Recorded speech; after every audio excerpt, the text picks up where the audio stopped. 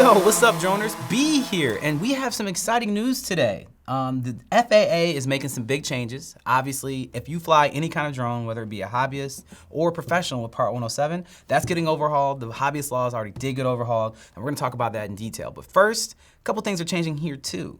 With Droner is that what we have is a little bit of an expansion going on. Obviously our background just got a little bit cooler, but besides that, I'm gonna be taking on a little bit more technology in general, because why not? Drones are a big piece of technology, and I think that we can share a lot of love when it comes to that, because I'm a tech nerd. Look at the glasses, it is what it is.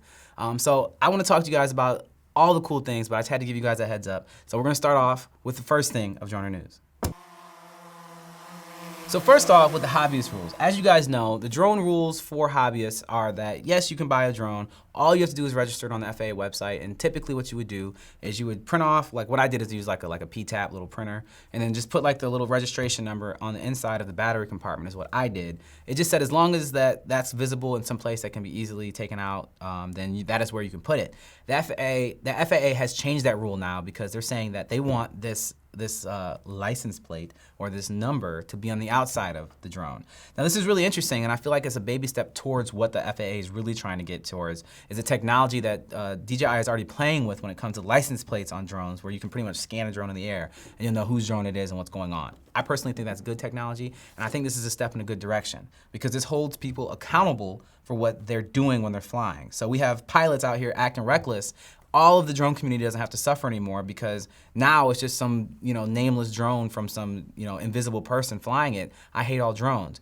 But moving forward, it could be like, no, that is Rob Fonda's drone, and I'm going to attack him because, I'm not gonna attack him, but I'm going to get him legally persecuted because he is doing something he shouldn't be doing, and he should be persecuted, not the entire drone community. So as a drone community, I think it's a win. We have to give up a little bit of our privacy, but we get a little bit more freedom. So I'm with it, and I think it's a good thing. And one big point of this new rule for the registration is that, obviously we've seen instances where drones have been used for terrorist activity where they're rigged to bombs. So for anybody that's gonna have to deal with one of these drones that may have been involved with it, they don't wanna open up a drone that might have some kind of trigger to blow them up. So they want the labeling on the outside of it just to make it so that they can just look at it, get the information they need. They don't have to open up any compartments to be able to figure out who may or may not have that drone. Simple as that. Which to me is funny because if I'm gonna do some terrorist activities, I just wouldn't put a label on it anyway. That's a weird justification, but who am I? I'm nobody. Coming up next, another big drone overhaul with the rules is Part 107 overhaul. Looks like it's gonna happen, or it's in the works. So none of this is official yet, but these are things that are happening, and it looks like the FAA is actually taking their time and paying attention to what's going on with the drone pilots, what the needs are for industry. And it doesn't look like they really want to impede, they just really are interested in safety. So when Part 107 came out, they really buckled down and said, we need to prioritize safety over everything. We don't know exactly how reliable these drones are. We don't know exactly how reliable these pilots are. We don't know about testing. I mean, there's a lot of stuff that is very difficult for Part 107 now. For example, if you want to get your Part 107 at this moment, you have to go into a testing facility that's normally near some small airport and take a test. Why do you have to go into a testing facility? Why do you have to take this pilot's test? Why are all these questions on these tests have nothing, a lot of the questions on the test have nothing to do directly with drones. Why is that? So there's a lot of things that you can pretty much that didn't really make sense, but we dealt with as drone pilots because we wanted to be able to commercially be drone pilots. But now they're looking at all this and saying, okay, you don't necessarily have to go into a facility to take this test. These tests don't necessarily have to tell us all these things about runway directions and all that because as a drone pilot, you normally don't need that. Typically, if you need that, you're getting the waivers. Speaking of which, they're gonna be re-examining waivers, like flying at night, flying over people, flying in those airspaces, and the process to be able to get those waivers and make them easier. Right now, it's very difficult. A lot of drone companies, including ours, charge a lot more to be able to offer those kind of services because it's very difficult to get these waivers. It's very difficult to get the flying over people waiver, and it's all temporary. You get it once, you have to pretty much write a report, for them, literally hey, here's your report, here you go, here's all this paperwork that says I'll be safe when I'm flying at night in this one shoot that I'm doing for this one client one time, and now I can do it for 3 months, and every single time I wanna do it, I have to do it further, or you can get it for a longer period of time. All that to say is that it is complicated. It is a complicated process right now. They want to simplify it. They want to make it so the industry doesn't suffer based upon the rules that aren't necessarily keeping public safety in the center. It was more so fear-based. So I think right now they're just learning a lot. They have a lot more data about how drones are being used, and they're going to be able to rehaul that. And I think so far, it looks like a good thing. So we'll keep our eyes on it. You should keep your eyes on it too, because it's going to change the way all of us do everything. Also, a really big thing is that right now, even though there are all these FAA rules, 107, and like even the hobbyist rules and all that, a big problem is that there isn't really any kind of like persecution or like authority figures that are going after people for stuff. There's nobody that's actually able to say, hey, give me your drone license. Like, I've never once been asked for my drone license for anyone, and I fly all the time. But the only time I ever need it is when I'm going to get a permit from a place and they say, we need to see your license, we need to see your registration, we need to see your insurance. But now there actually may be some like FAA, like police people, or maybe they'll give police the authority to ask for it, or the knowledge to know that they should be asking for it. But either way, I think it's a good thing to be able to say there are people out there that will be policing what's going on with the drones, which goes back to what I was saying in the last portion, is that this could be good for the drone community as a whole, because it makes the idiots less visible, because they won't be able to be there as long because people will be coming after them. So I'm with it. I think it's a good thing.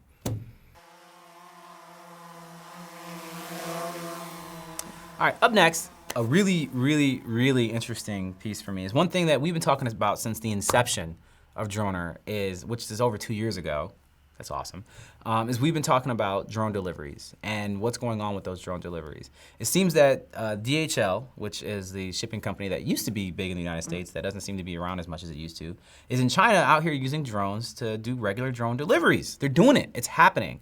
And this is a really, really big deal. They're working with Ehang. If you remember them, I've done a few videos about Ehang. They did the Ehang 184. They're the ones working with the, what's the place? Somewhere in the Middle East. Dubai, they're in Dubai, and they are actually they're looking to do like drone passenger vehicles that are actually out there working right now.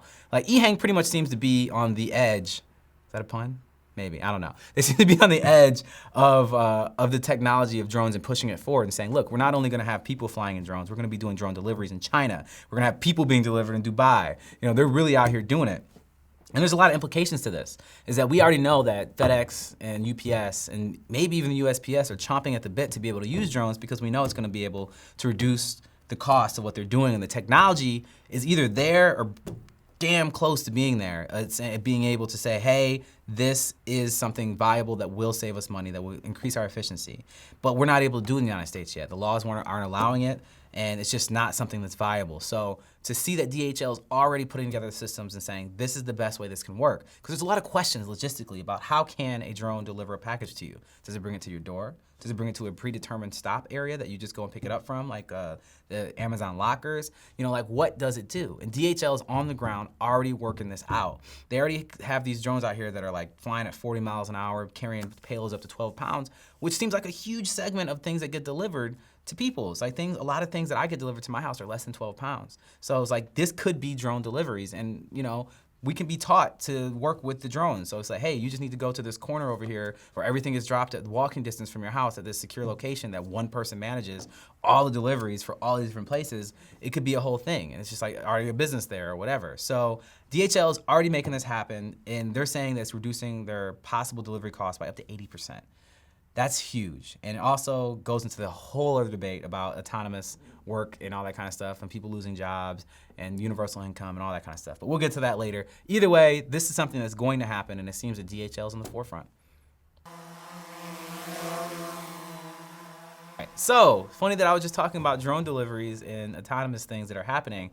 There are still things happening in the United States, specifically with NASA. NASA is out here looking to figure out how to deal with drone traffic and how autonomous drones can be trafficked in city areas. So it's already been proven, like in warehouses and stuff like that drones can work, but that's in a predetermined location that doesn't have the variables of being out in the real world. And it looks like NASA was actually able to go to Reno, Nevada, took a bunch of drones out there and ran a bunch of simulations with the drones. By simulations, I mean the drones were actually flying pretty much at street light level? There you go. So maybe like 20, 30 feet in the air, somewhere in there. And they were flying their routes.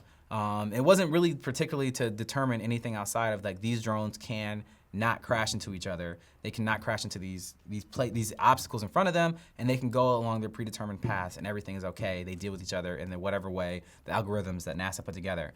This has huge implications for the future when it comes to drone deliveries, when it comes to drones being a part of our lives, and constantly having drones over our heads, which is at some point going to be the reality, is that they will be everywhere. We will get used to drones being in a lot of places. So now we're figuring out is if there's gonna be so many drones in the air, how do we manage that traffic? How do we make sure they don't hit each other? How do we make sure there's no tragic accidents so we can get to the future that RoboCop has promised us? How do we do that?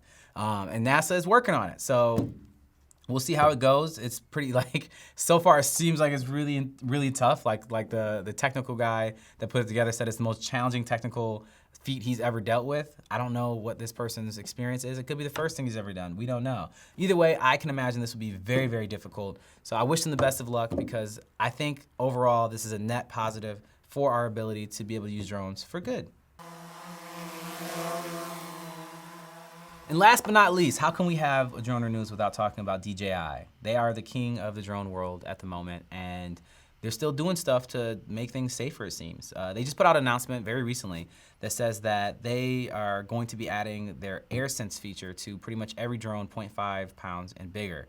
The AirSense technology is pretty much what allows the drone to sense airplanes anywhere nearby them. I'm familiar with this because I have flown the Matrice 210, and that has it. So it'll pretty much tell you if there's a plane anywhere near the area. Now, that's what it does. It tells you that there's a plane in the area. It doesn't land the drone.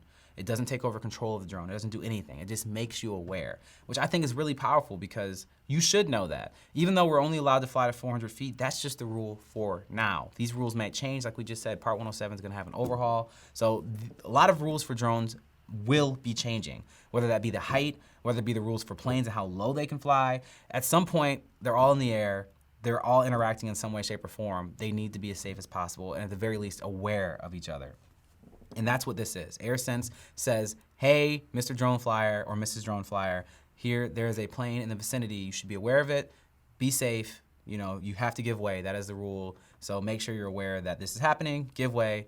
Everybody lives and gets to fly again another day. So I think this is a really, really good thing. They're expected to have them implemented in all drones by 2020 at some point.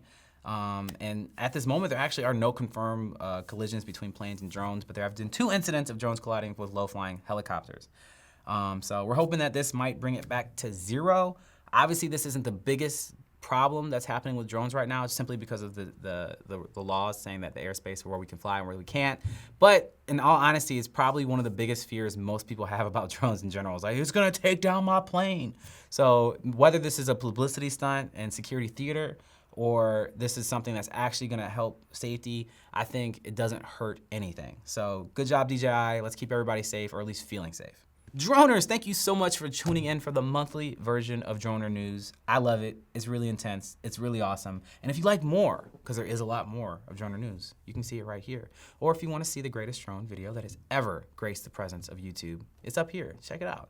As always, make sure you support what we're doing and allow us to continue doing what we're doing by hitting that subscribe button, and make sure you stay fly.